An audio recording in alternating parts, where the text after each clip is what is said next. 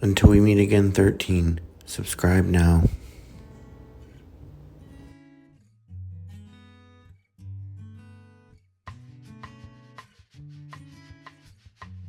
What's up? Okay, welcome to part 2 of my Survivor series on surviving crystal methamphetamine addiction. In part 1, I delved deep into my history of how I began using drugs. I focused a little bit on my heroin addiction and how heroin kind of initially led me into a crystal meth addiction. They're two totally different animals. I probably could have done a video on each, and maybe I'll go back and do another video on heroin addiction. It would be reiterating a lot of the things that I said, but what I want to do, I want to make sure, I listened to the video, and I want to make sure that you understand I'm not glamorizing the use of drugs. Although my experiences were unique because I was involved in the DC rave scene when raving was just becoming a thing.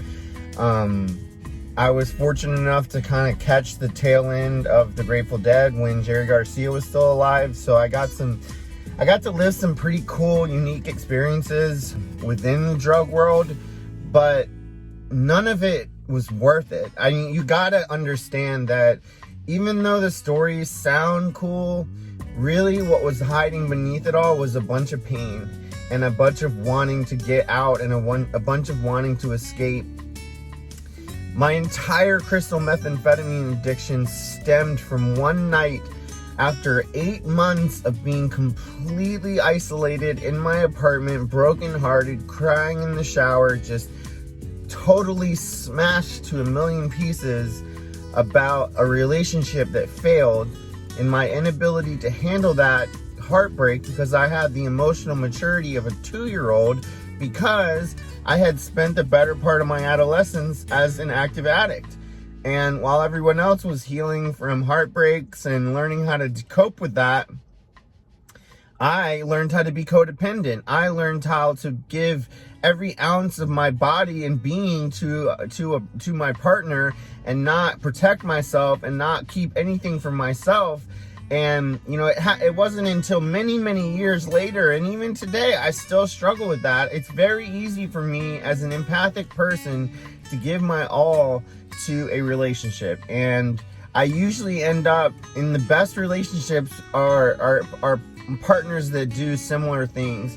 And the problem with that is that when two partners are both giving, if they don't get what they want out of the relationship, they feel like they're giving so much that sometimes they feel like they're being taken advantage of. So that's a whole nother video about surviving relationships. We won't get into that today. I just want to make sure that I'm not glamorizing the use of drugs. That is very important because crystal methamphetamine addiction, heroin addiction, any addiction at all that leads to the kind of things that led for me, it should not be glamorized. It should not be made to seem cool because it's absolutely not cool. It's one of the most negative things you can do in your life. And if you listen to my videos and you think, oh wow, he had a cool story, think about this. What I lost in my mid-20s was a career that I spent 3 years in college studying and getting straight A's in college so I could get the best job out of college imaginable. I graduated at a time when jobs were plentiful. It wasn't like it is today. The economy wasn't quite as sketchy. So I threw that career down the toilet by using drugs at work. I literally had a box of syringes in my desk drawer at work, and I used to leave lines of crystal on my mouse pad and hide it behind a picture frame, thinking nobody would know the difference. I was literally insane. Like, the behavior that I was displaying was certifiably insane, and you need to know that, because I lost that job. I lost that career that I worked so very hard, and that was a big deal for me. And I just couldn't keep it together. And when my relationship ended and I found myself holding that ecstasy pill in my hand, getting ready to make the choice of a lifetime, do I relapse? Do I stay clean? I chose to relapse, not knowing where it would take me. But man, that was one matrix moment in your life. If there ever was a matrix moment in my life, which there have been a few, that is one that defines the definition of matrix moment. Think of life as a choose your own adventure novel. That was one of the pages where I say, if I do this, go to page this. If I do that, go to page that. And I went to page that, and I lived a wild, insane, crazy addict's life for 3 years before I lost my career, was arrested in about 6 different districts, 6 different states, and then I finally hit the wall when the Federal Bureau of Investigations, the FBI, the Secret Service, and the Postal Service all arrested me in Mississippi, in a rural town in Mississippi where they caught me. I was stopped eating a burger at a Burger King, and I literally fell asleep with the burger in my hand at like 7 o'clock in the evening. I had been awake for so many days that I literally fell asleep with a burger in my hand as I was putting it towards my mouth. And at 3 o'clock in the morning, as I was still sitting in the parking lot in a rural Mississippi Burger King, the police became very interested in what I was doing, and they thought I was on drugs. They thought I had drugs in my car. I did not have drugs in my car, but through a series of events that can only be described as purely coincidental, they were able to search my vehicle, found no drugs, but did find a notebook full of fake identifications and credit cards that were not used in different names. So they arrested me and stuck me in a little prison cell, a little jail cell in their county jail, while they called the federal people to try to figure out who this guy was that they had. And once they notified the FBI notified the Secret Service, and the Secret Service notified the Postal Service, and all of them came to visit me that day. And in that little rural jail, my fate was sealed. I was then transferred to Memphis, Tennessee, where I spent the better portion of the rest of my 20s locked up in jail. There's a whole video right there, Surviving Prison. It's 2 parts. Please watch it. I don't want to get into all that all over again. You can watch it. It's pretty interesting. The stories, again, should not be glamorized, but I do want it to be interesting. And so, Scott Ramsey, founder and creator of Until We Meet Again 13. Find us on Instagram, TikTok, Facebook, YouTube. Until We Meet Again 13. Scott Ramsey, addict, alcoholic, survivor. So let's get it. This is part 2 of my story of surviving crystal meth. Please, little housekeeping, please hit the subscribe button. Please hit the notification button. If you don't know what that does, the notification button will get you access, will get you a notification on your mobile device or your computer when new content is released, and you will get a small notification. It's not something annoying that you have to worry about. It's just some small notification that tells you a new video is put out and for you to be able to watch it. It's consider it like my own coming soon announcement. But speaking of coming soon, I went through my DMs on Instagram, and Instagram, as you will see right here, is basically the hub, the center field of Until We Meet Again 13's community. And it seems like that's the place where most people go to DM me. So I ask that you go to this Instagram and you follow, watch some of the videos, watch some of the content. I do a lot of video editing and a lot of cool statistics. I've done some music videos on YouTube called Every 40 Seconds, run down that way.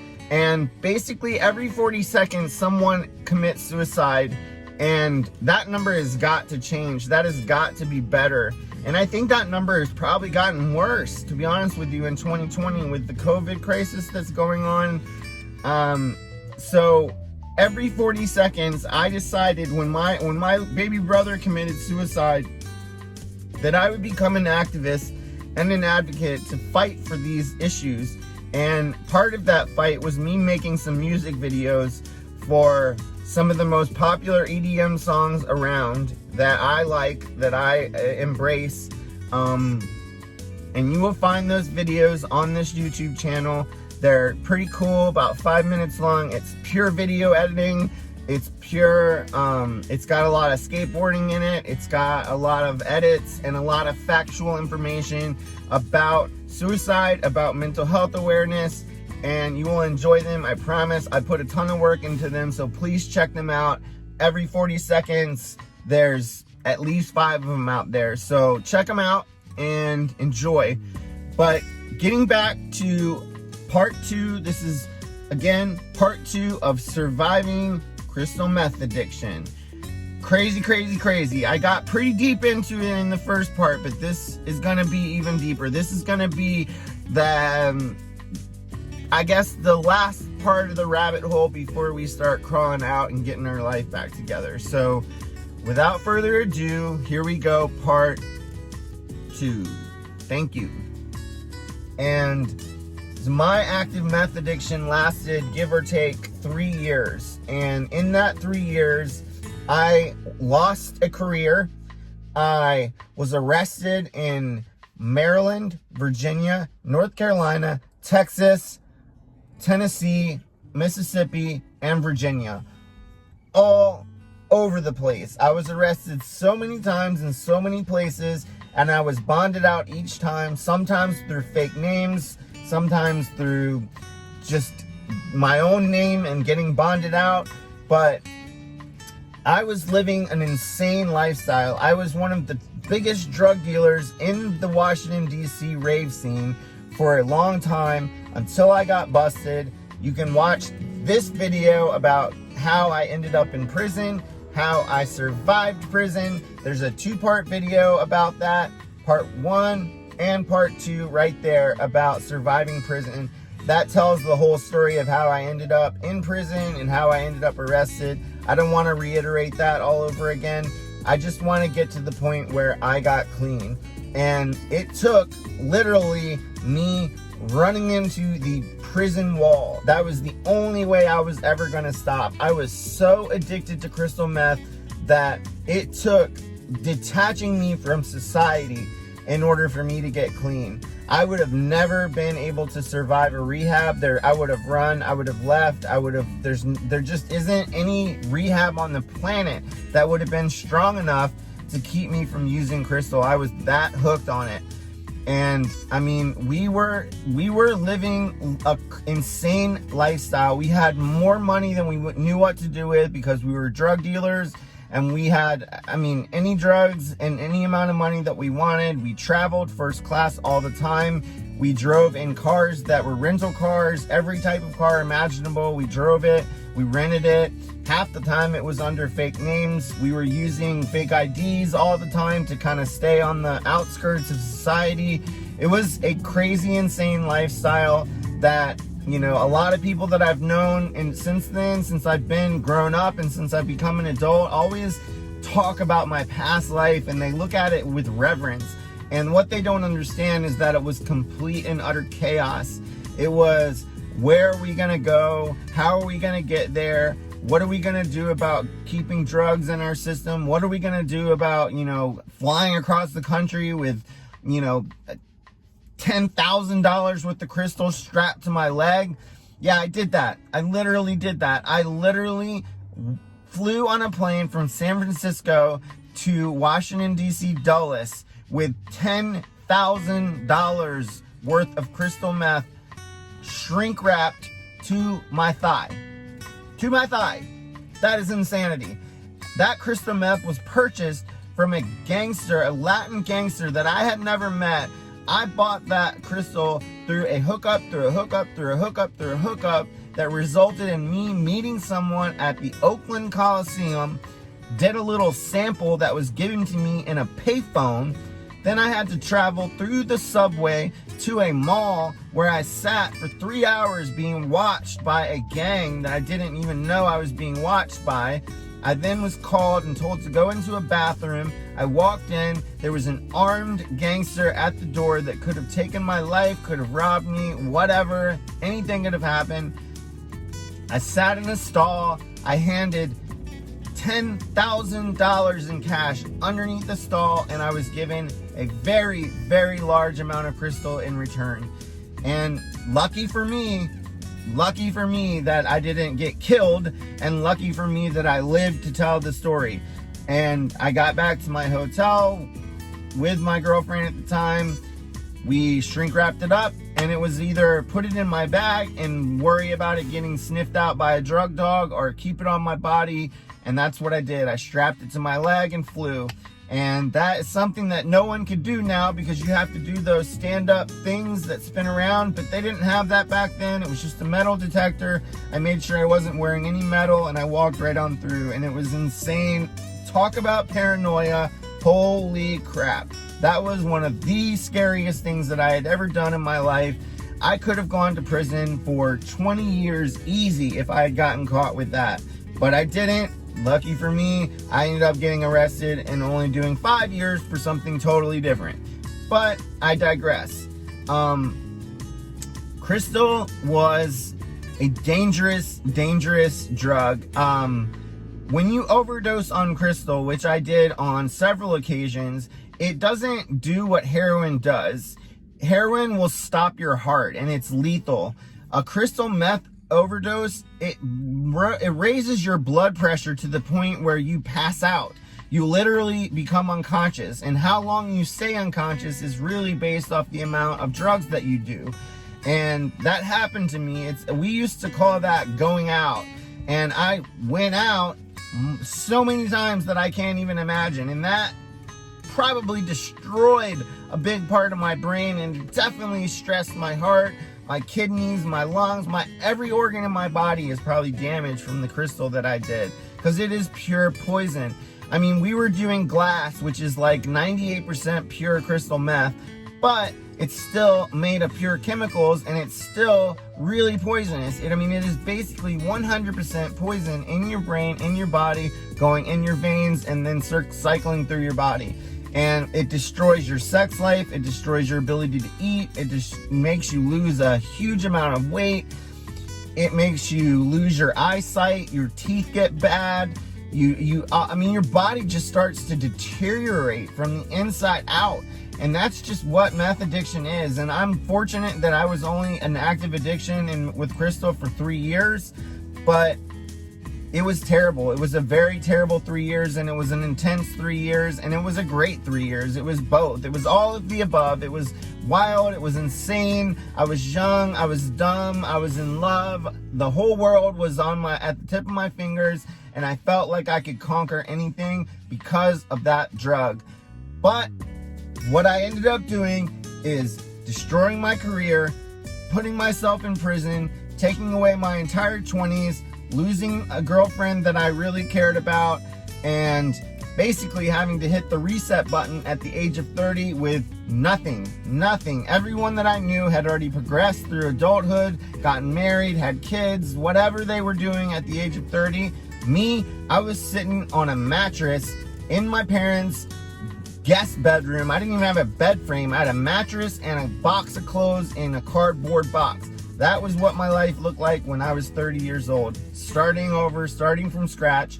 Oh, BT dub, I did have felony convictions to deal with on top of that and a pending charge. So it wasn't very much fun. It wasn't very much fun at all. So I don't recommend it.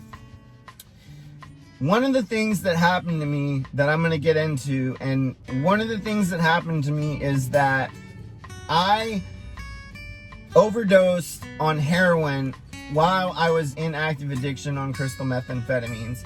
And the way that came about, and this was actually the last time that I did heroin. I was in Camden, New Jersey at a show with my younger brother, and he had a friend with him who was, my brother was about 14, I think, and his friend was about 15 or 16.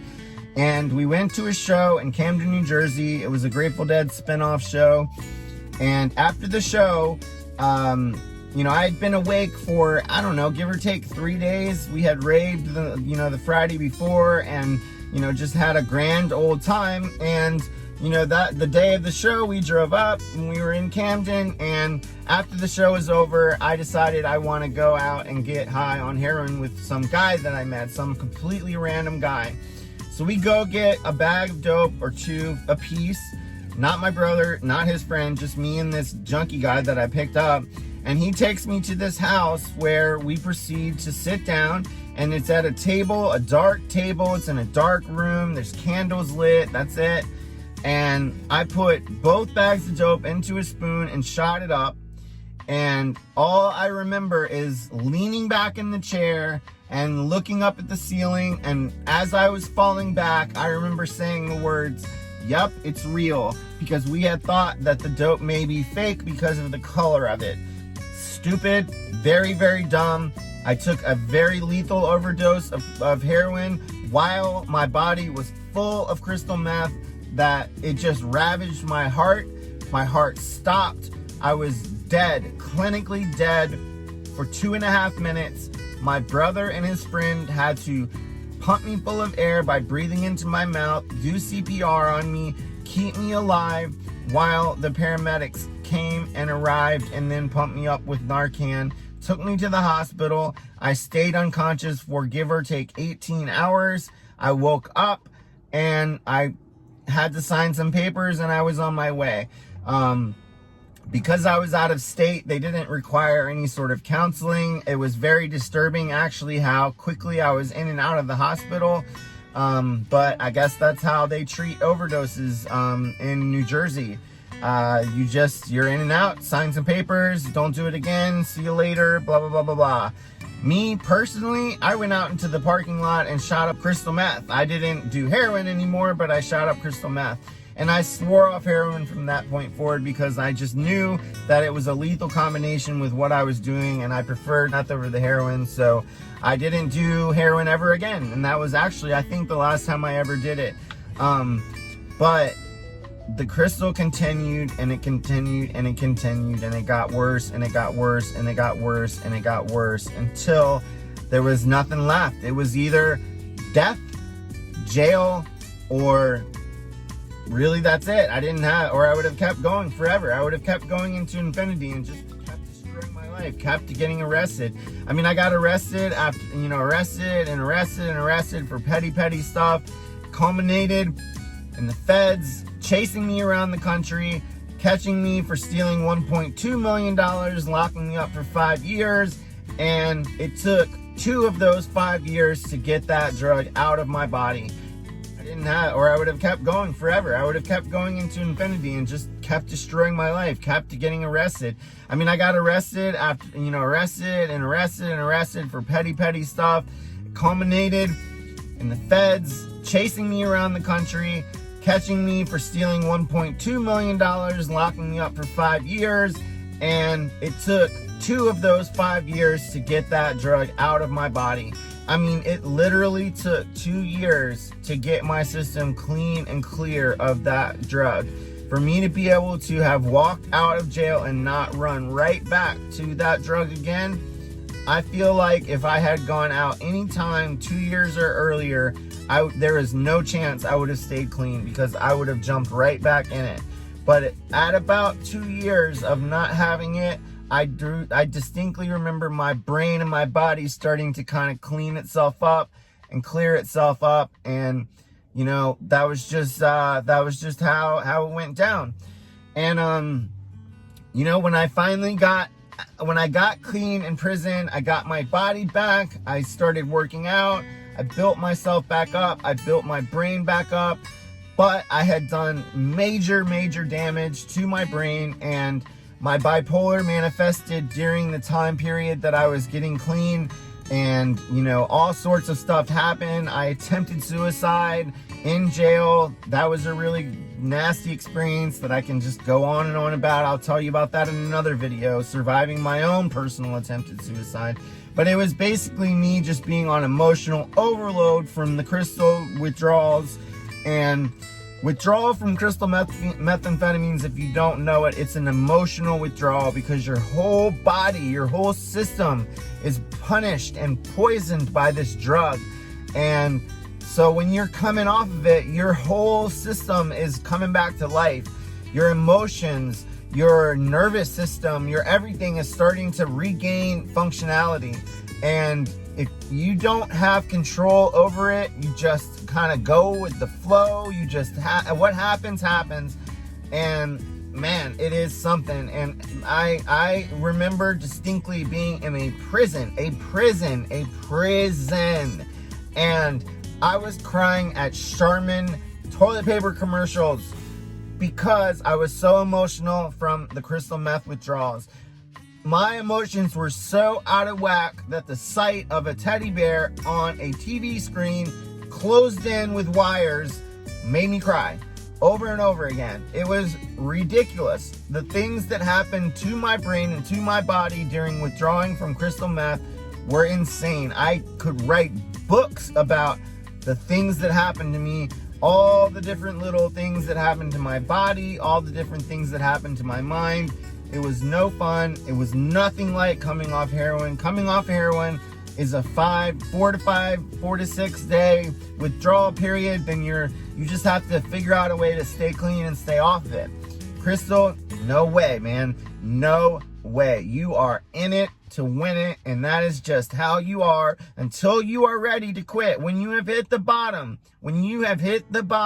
and truly hit the bottom and not found another bottom beneath that bottom and another bottom beneath that bottom, when you have actually reached the bottom, that's when you start building your foundation up, back up.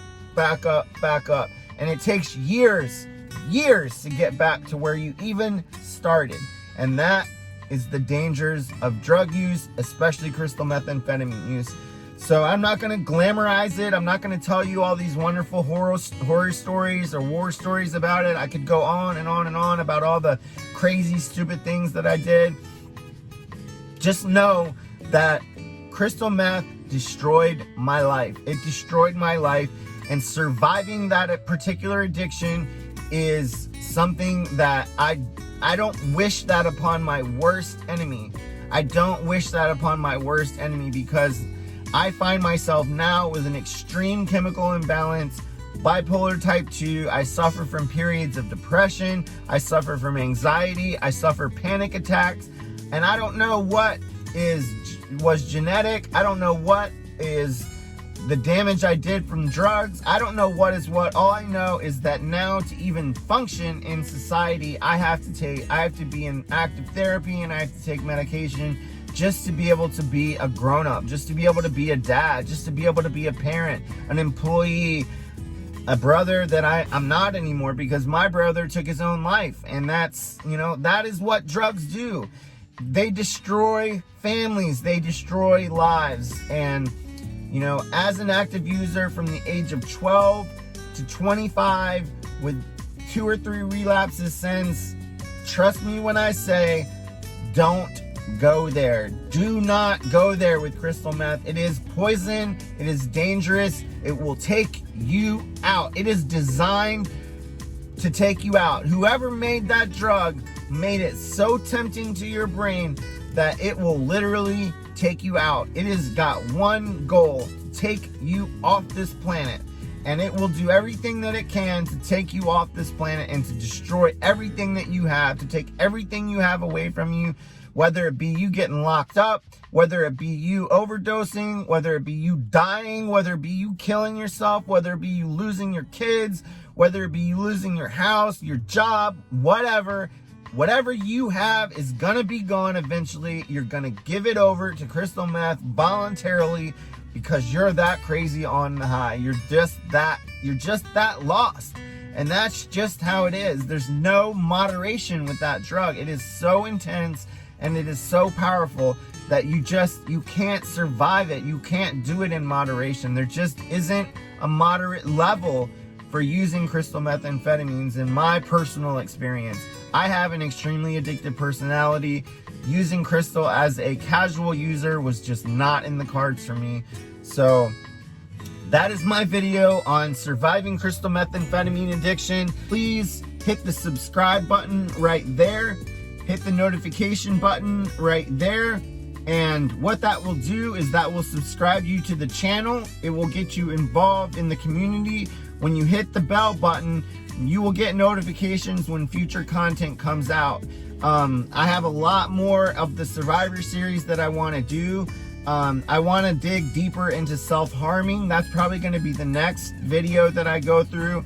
But you're going to get a notification when that video comes out if you click that bell button right there.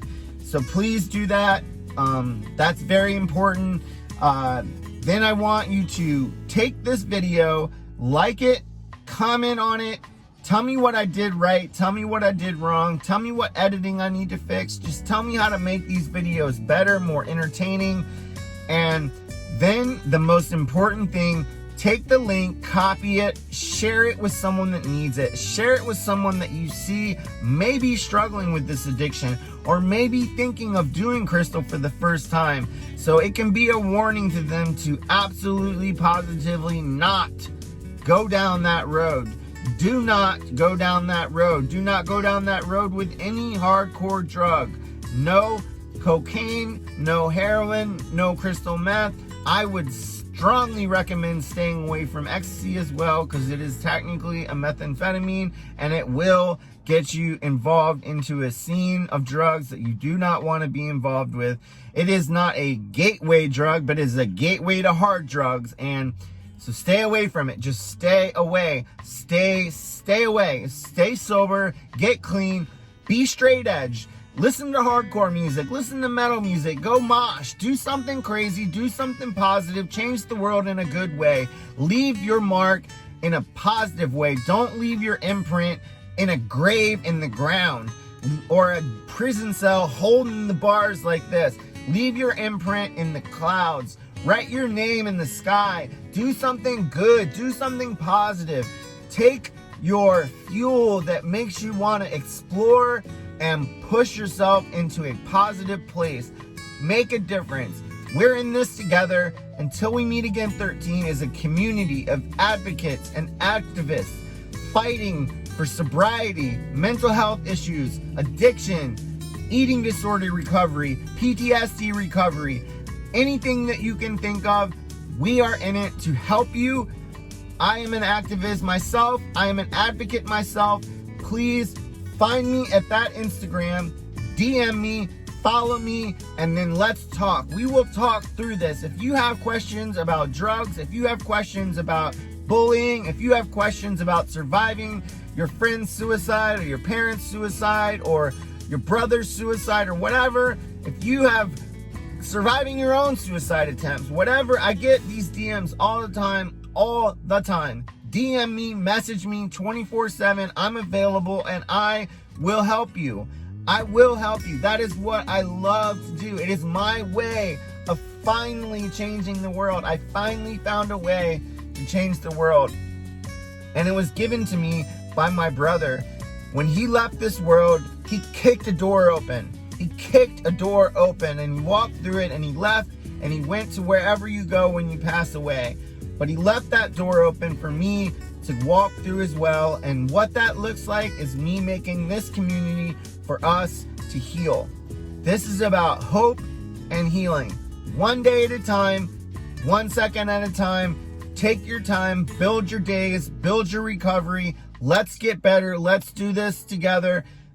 Part 2 complete. Love you, peace, and see you on the next one. Until we meet again, 13. Subscribe now.